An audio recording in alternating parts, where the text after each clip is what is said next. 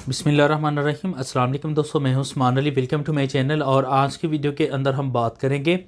कि अगर कोई ख़ातून है वो अदालत से खुला लेती है तो खुला के बाद क्या पार्टीज़ के दरमियान रिकन्सिलेशन हो सकती है, दोबारा राज़ीनामा हो सकता है? अगर राज़ीनामा हो सकता है तो उसका प्रोसीजर क्या है? आज की वीडियो के अंदर हम इसी मौजू के ऊपर डिटेल से बात करेंगे। तो मौजू की तरफ जाने से पहले सब दोस्तों से गुजारिश है कि अगर आपने अभी तक हमारे यूट्यूब चैनल को सब्सक्राइब नहीं किया है तो वीडियो के नीचे एक रेड कलर का सब्सक्राइब का बटन आ रहा होगा, उसके ऊपर क्लिक करके सब्सक्राइब कर लीजिएगा और साथ बेल आइकन को भी दबा दीजिएगा ताकि जब भी हमारी कोई लेटेस्ट वीडियो आए तो उसके नोटिफिकेशन आप तक पहुँचते रहें। देखिए, सबसे पहले हम बात करते हैं कि जहाँ तक तलाक़ की बात है तो तलाक़ का राइट जो है वो शौहर के पास मौजूद है। अगर ख़ातून जो है वो औरत जो है वो ख़ावंद से डिमांड करती है कि वो उसको छोड़ दे, उसको खुला दे दे और वो इस चीज़ के ऊपर राज़ी नहीं होता है तो ख़ातून के पास इस चीज़ का राइट मौजूद है कि वो अदालत के अंदर खुला का जो केस है वो दायर कर सकती है कि खुला की बेस के ऊपर जो मैरिज है उसको डिसॉल्व कर दिया जाए। जैसे ही अदालत के पास जो है वो केस फाइल होता है तो अदालत जो है वो अपना प्रोसीजर जो है वो कंप्लीट करती है, जिसके अंदर शौहर को नोटिस भेजा जाता है। अगर वो अदालत में पेश हो जाता है तो दोनों के दरमियान जो है वो रिकन्सिलेशन की कोशिश करती है। अगर रिकन्सिलेशन जो है वो पॉसिबल ना हो और ये फेल हो जाए तो फिर खुला की डिग्री जो है वो ग्रांट कर देती है।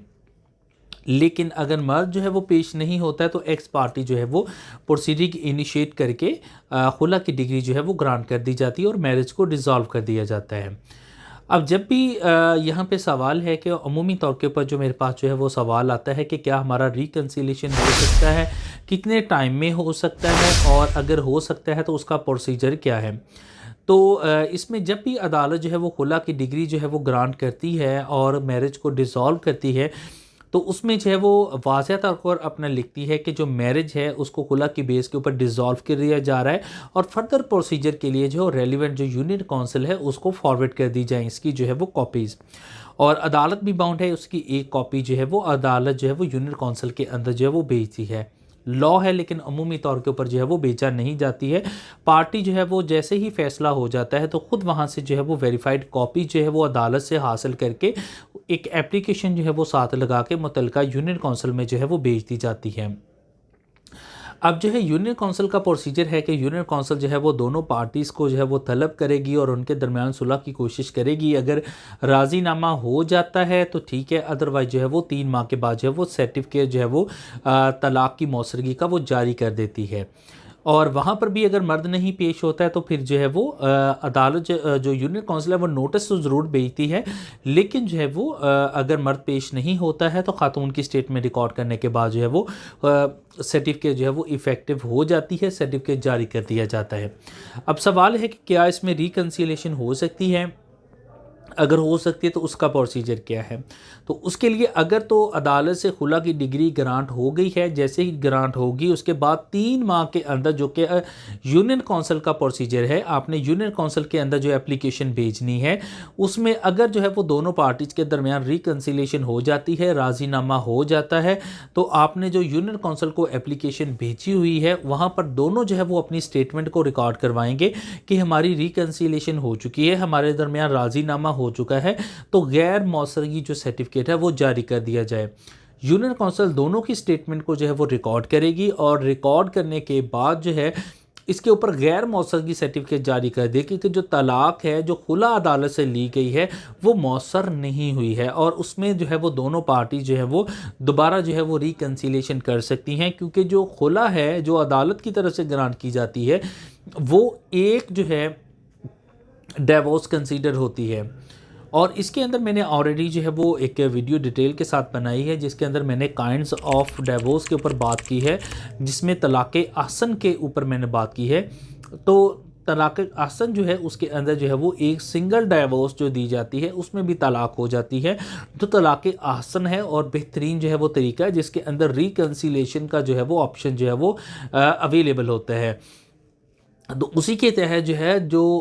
अदालत से भी मैरिज को डिसॉल्व करवाया जाता है, वो भी एक तलाक कंसीडर होती है और 3 माह के अंदर जो है वो रजू की गुंजाइश है, जिसके अंदर आप सिंपली तौर के ऊपर यूनियन काउंसिल में स्टेटमेंट रिकॉर्ड करवा के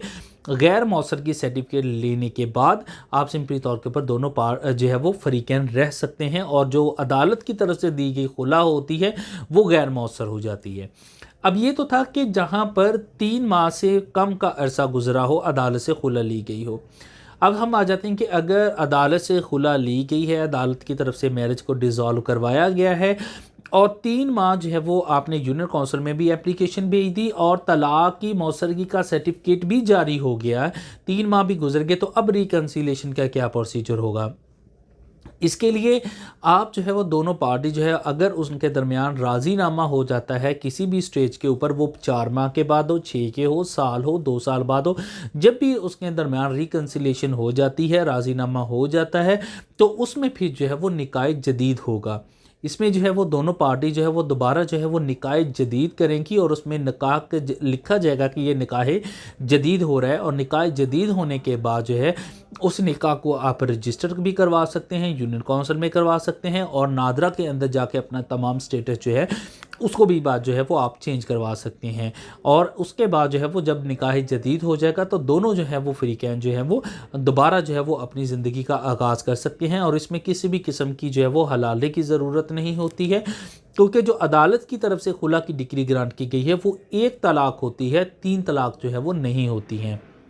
तो ये जो है वो अगर अदालत से खुला ली जाती है तो उसमें रिकन्सिलेशन का ये प्रोसीजर था। इससे मुतल्लिका अगर आपका कोई सवाल है तो आप वीडियो के नीचे भी कमेंट करके पूछ सकते हैं। मेरा जो व्हाट्सएप नंबर आ रहा है आप इसके ऊपर भी वॉइस कॉल करके पूछ सकते हैं। Thank you for watching and अल्लाह हाफिज़।